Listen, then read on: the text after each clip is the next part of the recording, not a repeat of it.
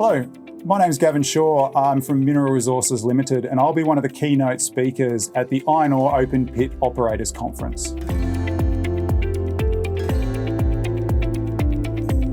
So I'm a mining and environmental engineer by education. I graduated from the University of Wollongong over in New South Wales, and I started my career, as you would expect, exposed primarily to underground coal mining before I relocated to Western Australia and started working for BHP across their West Australian iron ore operations.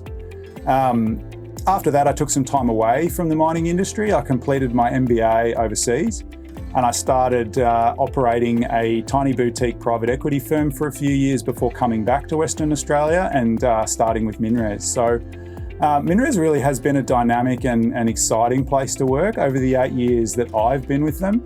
I've had the opportunity to oversee the full mine planning life cycle for both their lithium and their iron ore business units at different points in time, as well as lead other areas including integrated planning, hydrogeology and surface water engineering, geotechnical engineering, as well as business improvement functions and a few other things like that.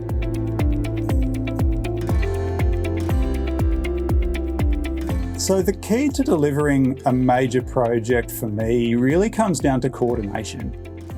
Coordination between internal delivery functions, so approvals, operational readiness, construction, and then long-term project ops. In the approval space, so understanding your project drivers as well as those of your stakeholders to ensure that scopes and environmental and heritage management is both productive, but also that it's integrated into design thinking and is also executable. In the operational readiness space, to ensure that ops readiness support systems and their management are clear and that the constraints are being appropriately managed to meet outcomes and previous commitments. In the construction space, so ensuring execution and ongoing compliance and management are involved in, and most importantly are clear on the relevance of co-design outcomes. And then leading into the long-term project ops, making sure that there's effective chain of custody between those constructions and op readiness teams to the long-term operating teams to maintain things like standard scopes and management systems. And then beyond that, coordination with external stakeholders, which for many projects can actually be the more significant of the two. Talking things like the regulatory bodies, traditional owners, pastoralists, and any other potential impacted groups by the project that you're developing. So in my experience, major projects rarely afford a sandbox design approach, and the complexities of environmental impact, of related party activities and service synergies and competition create a sustained and important interface. Integrating and effectively navigating these opportunities for collaboration is really the key to success for me. So the Pilbara, as I'm sure a lot of people can appreciate, it's becoming an ever more crowded place to do business, increasing complexity for site establishment and management of cumulative impact specifically.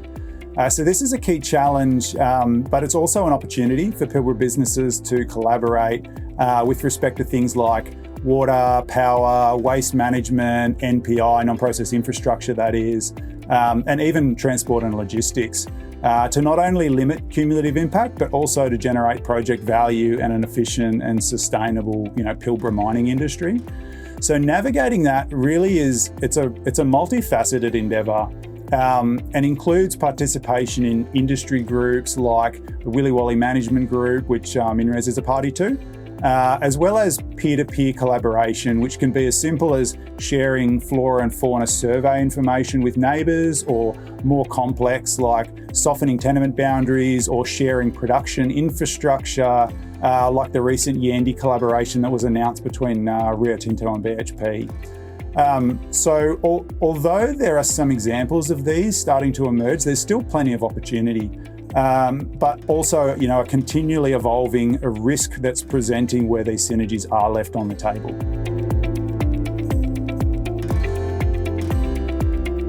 Yeah, look, having a high quality in-house engineering and construction business like MinRes does, that really does help. But honestly, having a large, complex project of consideration, my advice really would be engage early with the key stakeholders and engage with an intent towards flexibility and compromise.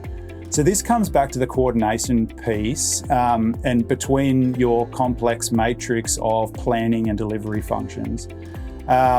Being agile and responsive will allow optimal co-design outcomes to be arrived at through true collaboration rather than engaging on a preferred semi-fixed solution from the outset. That kind of thing can put some stakeholders offside. It can end in project delays or suboptimal project outcomes.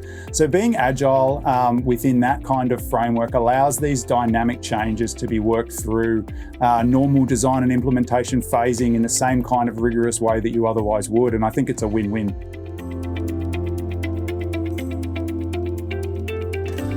So the Onslow project is becoming quite well known for its mine-to-ship supply chain, specifically our massive 300 plus tonne road trains and the innovative transshipping solution.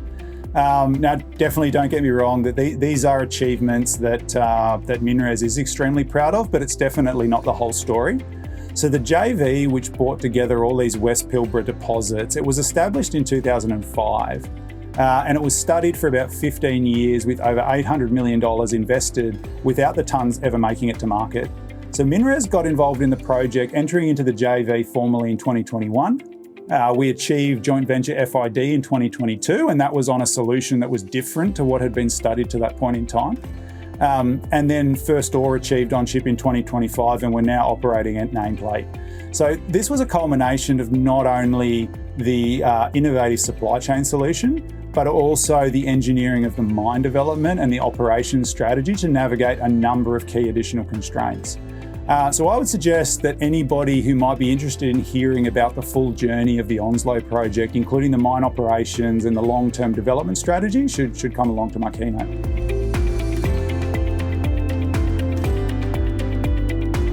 The Iron Ore Open Pit Operators Conference will be held at the Perth Convention Centre between the 23rd and the 25th of June. I look forward to seeing you there.